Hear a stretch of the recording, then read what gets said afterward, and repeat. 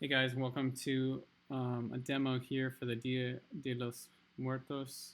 And this assignment is going to be focused on just some ideas as to how you can actually decorate the last skull. So one of the things I want to show you is how to draw a circle, roughen it up a little bit, and duplicate it to kind of create some designs that go around the eyes. I also want to show you how to live trace or image trace a flower taken off the internet, and then maybe how to use the pen tool to kind of create some other kind of fun and neat looking designs. We may use the pencil tool, but probably the pen tool. So first thing, you guys already have this file, so we can just zoom in on the one of the eyes. And so what I'm going to start with is just by getting a circle. I've got a black fill, and I'm just going to draw a circle out. It doesn't have to be perfect. Just something like that's going to be fine, as long as it's not super small. I'll then go to let's go to Effect, Distort Transform, and then in this case, I'm going to do this one called Pucker and Bloat. And I really recommend check out all of these just because each one has its own kind of flavor and blend. So right now I've got my preview on. If I go to the pucker side, it kind of creates that Spalding type shape. And so basically what ends up happening with the pucker and bloat and a lot of these distort and transform effects is that it's dependent upon the number of anchor points that are within that object. And so if you freehand an object with many or multiple anchor points, it'll create those effects based off those anchor points.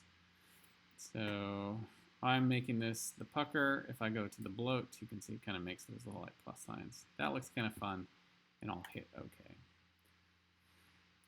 We also use this transform when we were creating the blend tool effect with that 3D ice cream scoop kind of effect, or that soft serve ice cream pattern. And so what I'm going to first do is I'm going to expand this object. So I go to Object, Expand Appearance, and now it's actually drawn to those actual lines, the contour of that shape. I'm going to hold Object, or sorry, Alt. So click on my object, hold Alt. Sorry, got my selection tool. Hold Alt, click and drag until it's on the other side of the eyeball. And so I've got these two kind of plus mark shapes, or X's, on either side of the eyeball. I'm going to hold Shift and select both. And that's important for this function to have this pattern repeat all the way around. And I'm going to go Control G to group them together. I'm now going to go to Effect, Distort Transform, and Transform. And that brings open the Transform Effect dialog box. And we're basically going to plug in the same information that we did for the blend tool ice cream scoop exercise. I think that was blend tool exercise number 2. I'm going to put in 30 degrees, and I'll put in 5 copies, and I'll hit OK.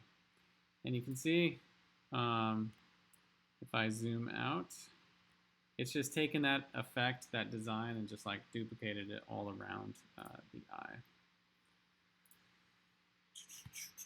I'm going to go ahead and then hold Option, click and drag that same little detail to the other eye, and then maybe I'll nudge it with my arrows tool or with the arrows on my keyboard just to get it centered around that eyeball.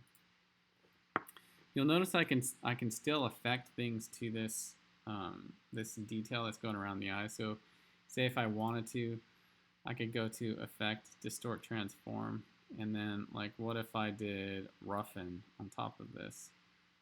You can see the roughen effect is applying itself to the actual object, and it's kind of turned everything into these diamond shapes. And so sometimes it can be kind of fun to see what the different options are and how you can, I don't know, create some different effects. Here, simplifies it a little too much. I'm going to hit cancel. I'm going to add some more anchor points to this. So if I go to Object, down to Path, and then add more anchor points, Let's go ahead and look at this now.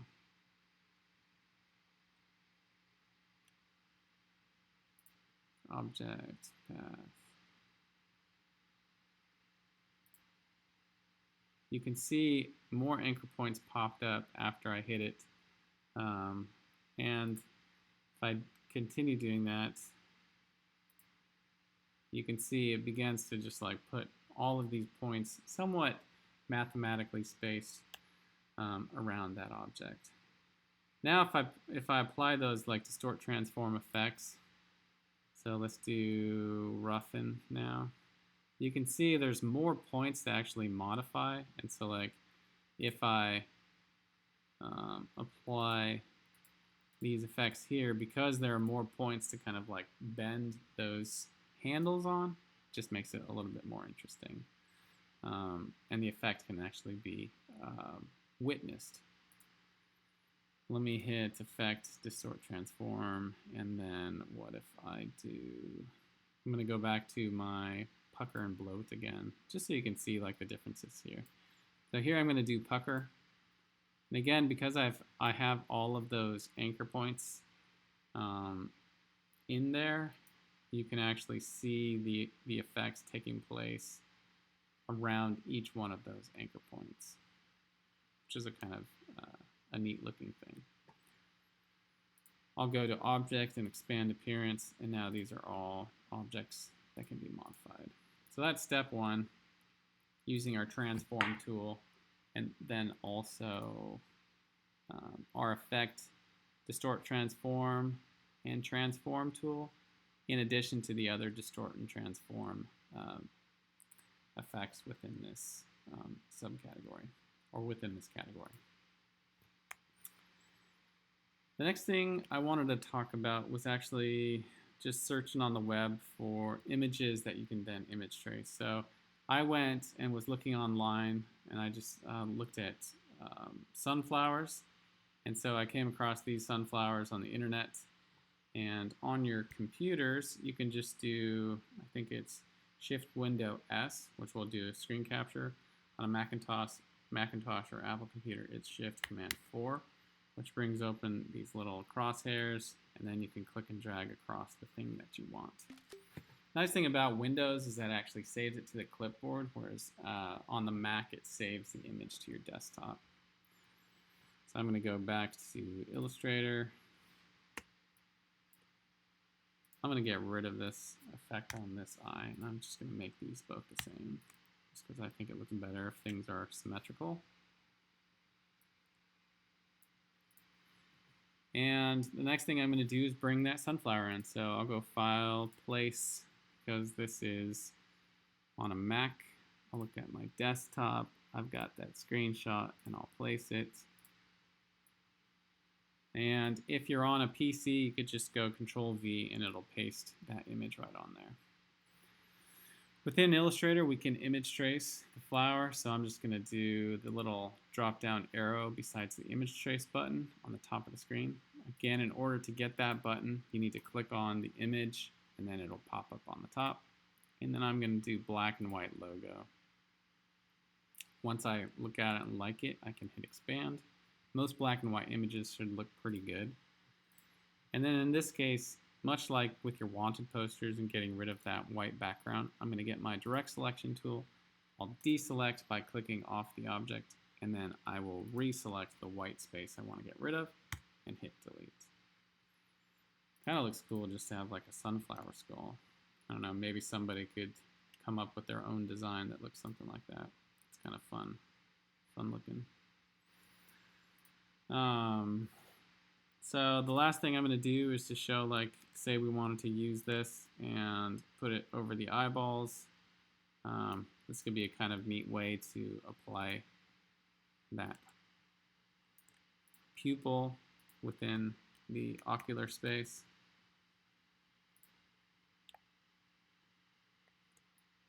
And if I want to copy it, I can hold Alt and click and drag into the other eyeball space. Something I'll notice though is like when you actually try to color these objects, when you image trace them, if you go into your color palette and then click on the 3 lines there, sometimes they will image trace in grayscale. You'll want to change that to RGB, which will then convert and allow you to actually change the colors of the image and actually see those colors. If it's still in grayscale, no matter what color you pick, it'll just end up being the value of that color, not the actual color. I'll double click on the white. The whole thing's going black, so let me see here. Sometimes there's like a shape that's drawn on top of it. And so I just changed that to, I basically deleted that shape. And then I'm going to move that to a bright color and hit OK. So again, if this is not RGB, go to your color palette, click on the 3 lines there, change it to RGB, and then you may need to delete a shape that just shows up on top of it. Not really sure where that shape comes from, but it can get in the way. I'm going to hit the eyedropper tool and make that white. And hold Option and pull this over here. I think basically what I did is I deleted all the black. So if I pull this out here, see how we can't see it anymore? It's all white petals, but that can actually be a kind of cool thing. So I'm going to pull it out here. This is the last move, so I'm going to make all the petals black now. And hit OK. And then I'm going to scale this up just so it kind of fills in the top part of the head. This gets into a neat function of using the Pathfinder tool. So Pathfinder tool is a lot like the shape builder, but you can do all kinds of different things with it. And so in this case, like I want the flower pattern to be on the forehead of the skull, but nowhere else. And so I'm going to draw a shape that is in the shape of the skull, somewhere around there. I'm going to scale it so it's appropriate.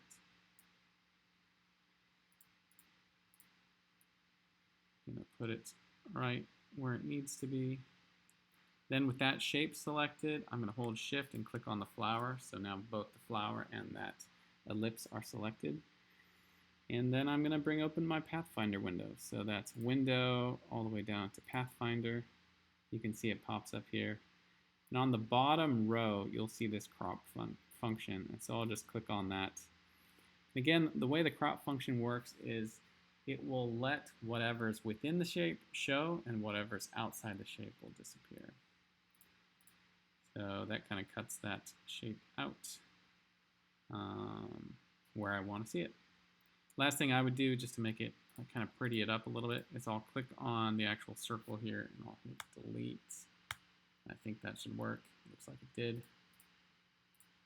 And when I go to outlines, you can see only the parts that I want to see are still visible, and it's kind of created that cool effect on the skull.